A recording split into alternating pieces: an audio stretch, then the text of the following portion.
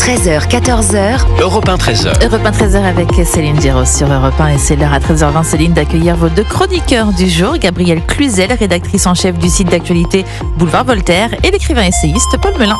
Bonjour les amis, bienvenue à bord. Céline. Bonjour Merci. Céline. Ravi de vous retrouver dans ce studio où l'actualité ne manque pas, une fois encore aujourd'hui. On a du travail. Voilà, et on va commencer évidemment par ce qui va se jouer là, dans moins de 2 heures maintenant à l'Assemblée nationale.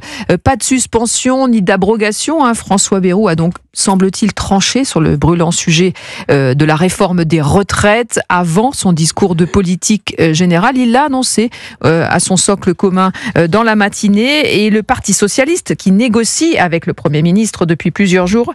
On va l'écouter, Olivier Faure. Il était sur BFM ce matin, et le premier secrétaire du Parti socialiste fait toujours peser la menace de la censure.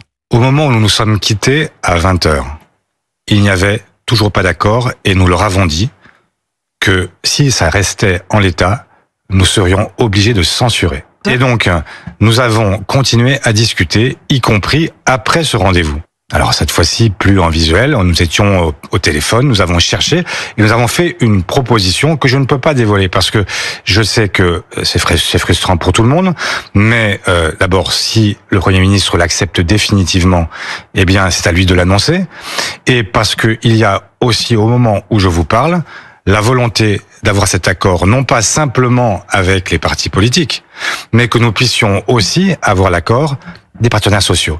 Voilà, Olivier Faure, ce matin chez nos confrères de BFM, et j'ajoute que il y a une réunion actuellement en visio du bureau national du PS pour en discuter. Paul Melun, il y a quand même encore un peu de suspense, d'incertitude autour de ce qui pourrait se jouer, mais en tout cas pas de suspension, pas d'abrogation. Oui, voilà, il y a un peu de suspense, mais c'est intéressant parce qu'à écouter Olivier Faure, comme on l'a fait là il y a quelques instants, je trouve son discours un peu nébuleux, un peu flou. Il fait des mystères. On est dans le money time, voilà, tout est possible. Vous avez vu ça? Il y a un côté, je sais pas s'il est joueur de poker à 16h, mais là on a l'impression qu'il joue un peu, il cache son jeu, il cache ses cartes. Moi j'ai quand même l'impression que le Parti socialiste a essayé ces dernières semaines, en tout cas, de se défaire de l'influence mélenchoniste du NFP et de la férule du chef Mélenchon, mais c'est difficile. Et en tout cas, il y a un certain nombre de totems. Le Parti socialiste, il est quand même un peu pris en étau entre ses électeurs qui ont envie d'une vraie politique économique de gauche, avec tout ce que ça comporte d'acquis sociaux, avec le débat sur les retraites qui est extrêmement chaud, y compris dans les instances du Parti socialiste que je connais un peu. Donc, si vous voulez, je pense qu'Olivier Faure, il veut pas se dédire par rapport à sa base. Et en même temps, il y a cette discussion. J'ai l'impression quand même que François Bayrou, quand il nous dit ce qu'il a dit là sur la réforme des retraites, il a un peu fermé le débat. Donc, je vois pas très bien comment le Parti socialiste pourrait voter avec François Bayrou, avec ce gouvernement, pour ce gouvernement, sachant qu'il y aura ni abrogation ni suspension de la réforme des retraites. Donc, on se dirige vers un gel ou un moratoire. Moi, je pense. Je vois pas très bien, si vous voulez, comment... D'ailleurs, c'est un peu une erreur stratégique de François Bayrou, d'avoir voulu, avec autant de persévérance, autant de bonne volonté, aller chercher les socialistes pour les détacher du NFP, alors qu'ils sont un peu indétachables. Et qu'eux, ils ont aucun intérêt à suivre ce gouvernement dans cette aventure qui peut être très brève et qui peut leur coûter très cher aux prochaines législatives. Donc, pour moi, les socialistes, si vous voulez, quand vous voulez regarder que du côté des socialistes et un peu moins du côté de la droite, ils risquent de perdre et l'un et l'autre. Vous avez vu ce qu'a dit Valérie Pécresse, elle a dit... C'est un totem, la réforme des retraites, sur le libéralisme, sur la vision économique des choses, sur la réduction de la dette. C'est leur posture. Restons sur Olivier Faure, Gabrielle Cluzel. On entend effectivement Olivier Faure ménager la chèvre et le chou en disant c'est pas gagné, mais enfin on se dirige quand même vers une forme de gel. Est-ce que ça conviendra au PS ? Alors Olivier Faure, il fait sa mijaurée. C'est pas souvent que le Parti socialiste est en situation d'arbitre. Faut rappeler quand même qu'aujourd'hui, ce parti de gouvernement, celui qui fut un parti de gouvernement, est aujourd'hui quand même réduit à peau de chagrin et ne doit sa survie qu'à son alliance impie, comme on disait autrefois de François Ier, avec le nouveau Front populaire. Donc c'est vrai que là, il peut peser donc jusqu'au bout. Il monnayera ce poids. Maintenant, on voit pas bien, de fait, je suis d'accord avec Paul, on voit pas bien comment il pourrait se détacher du poisson pilote qui est le nouveau Front populaire.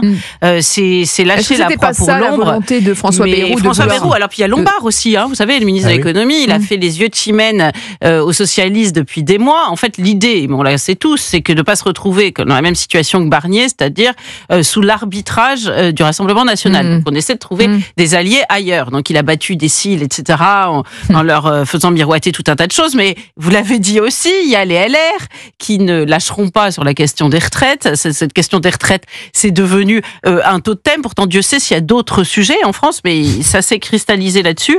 Et moi, je suis frappée de voir que Michel Barnier, il cherche moins, on est dans un gouvernement qui cherche moins à agir qu'à tenir. Vous savez, il y a des capitaines de navires et puis il y a des gens qui montent sur la planche à voile et avant de tirer la voile hors de l'eau, ils essaient déjà de pas le jour de l'arrivée du Vendée Globe, voilà, vous avez bien fait de parler quand vous avez une marinière, j'essaie de faire des métaphores. Voilà, on fait de la métaphore. Et cela, c'est extrêmement frappant. Donc, finalement, il y a des petits records à battre. Est-ce que Bayrou arrivera à tenir plus loin que François Barnier? Est-ce que c'est pas ça l'enjeu? Parce que jeudi, effectivement, voilà. Oui. Est-ce qu'il n'est pas dans un entre-deux? Son gel, c'est une façon de dire on va pas suspendre, mais on va pas faire non plus. On refile le bébé aux syndicats et on dit oui à personne, mais non plus. Donc c'est un entre-deux, c'est très centriste, finalement. Oui, finalement. C'est fidèle à lui-même, François Bayrou. Exactement. Mais refiler la patate chaude, pardon pour l'expression, aux partenaires sociaux qui d'ailleurs étaient un peu surpris. Tout à l'heure on les entendait. On leur demande d'ajuster ou de faire des propositions, etc. On gagne du temps. Ça, c'est une technique qu'on a déjà essayé de refiler la patate chaude, comme vous dites, aux partenaires sociaux, et ça marche pas. Parce qu'en règle générale, de toute façon, si jamais, en plus quels partenaires sociaux, la vision de la CFDT, la lecture de la CFDT de la réforme des retraites sera nécessairement pas tout à fait la même. Je crois que celle de la CGT, de Madame Binet. Donc, si vous voulez, ça va être quand même très compliqué.